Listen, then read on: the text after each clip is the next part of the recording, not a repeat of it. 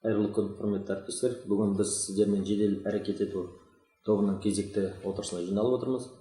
Отырыстың мақсаты курс барысында тыңдаушылардан келіп түскен қандай да бір шағымдарыңыз немесе ұсыныстарыңыз болатын болса, соларды қарастыру болып табылады.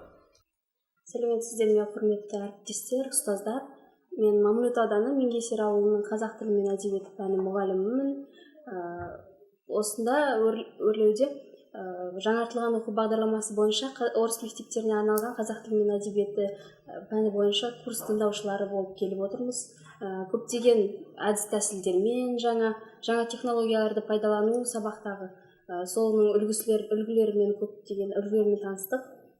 Тренеріміз Гүлзат Кенжебекқызы, ол кісіге деген ешқандай да айтар ұсынысымыз немесе бір ескертуіміз жоқ. Бәрі жақсы болып жатыр курс, үйренеріміз көп. Көптеген әріптестерімізбен танысып жатырмыз. Басқа аудандардан келген тәжірибе алмасу барысында жаңа оқу бағдарламасы бойынша көптеген әдіс тәсілдерді үйрендік. Сәлеметсіздер ме, құрметті әріптестер. Мен Қарбала Самалсерқызы, Солтүстік Қазақстан облысы Ғабит Мүсірепов ауданы Кавин орта мектебінен келіп отырмын. Білім беру мазмұнын жаңарту аясындағы курстың тыңдаушысының бірімін.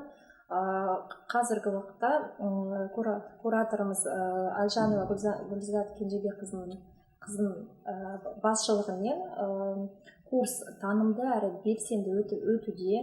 Әріптестерімізбен қазір сабақ жоспарын дайындап, сабақты әртүрлі қырынан танып жатырмыз. Белсенді әдіс тәсілдердің көмегімен көптеген өзімізге жаңалықтар аштық деуге болады. Институт қызметкерлеріне үлкен алғысымызды білдіреміз, шығармашылық табыстар тілейміз. Бүгінгі отырыста айтылған тілектеріңізге үлкен рахмет айтамыз. Жұмыстарыңызға сәттілік тілейміз.